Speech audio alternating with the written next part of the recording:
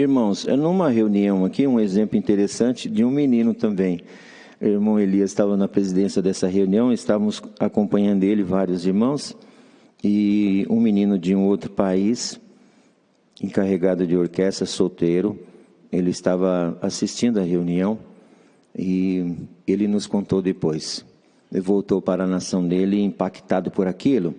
Ele mora bem distante, não tem encarregado regional por perto, ele não tinha essas informações.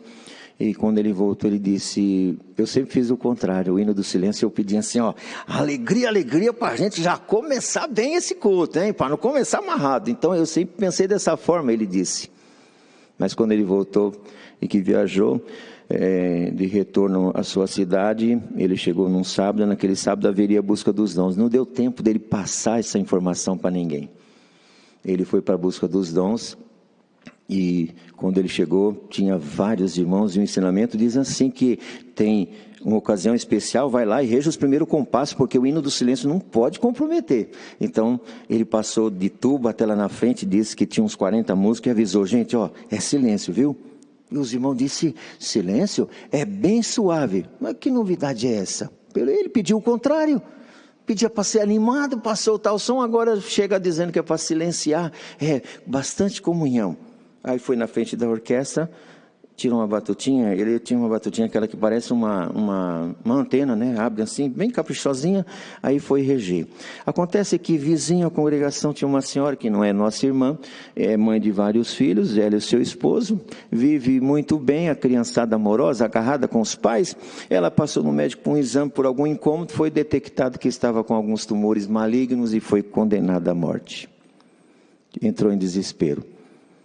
Condenada à morte com meia dúzia de crianças, e disse, doutor, não tem jeito, não tem mais o que fazer, descobriu tarde demais. Ela voltou para casa e ficou com aquilo na mente. Tudo isso, passaram-se 2 anos para nós conhecermos essa história.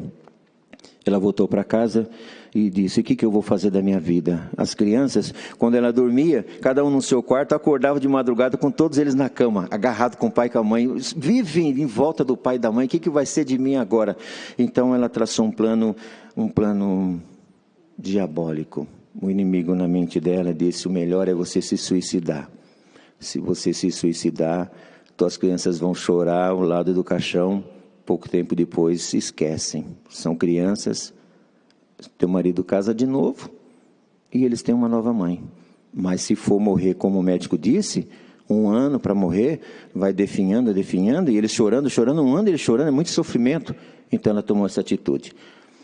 Deu um jeitinho para que o marido saísse no sábado à noite, fosse chupar sorvete com as crianças e ela ia mais tarde.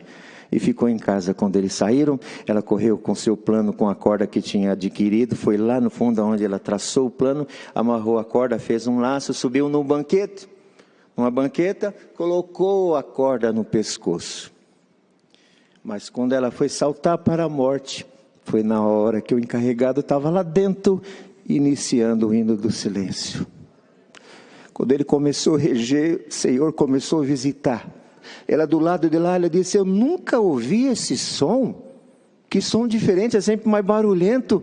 Parou um pouquinho com a corda no pescoço, disse, eu vou lá um pouquinho, eu nunca fui, tantos anos morando aqui, eu vou lá um pouquinho, depois eu volto e concluo o plano. Pendurou lá, deixou a corda, saiu correndo, entrou na congregação pela primeira vez. Quando ela entrou, o servo de Deus tinha levantado e aberto o culto. O Senhor tomou e disse assim, hoje é busca dos dons, e para alguém que entrou aqui, o Senhor te dá o dom da vida, a vida eterna e a vida material, porque seja curado agora das tuas enfermidades.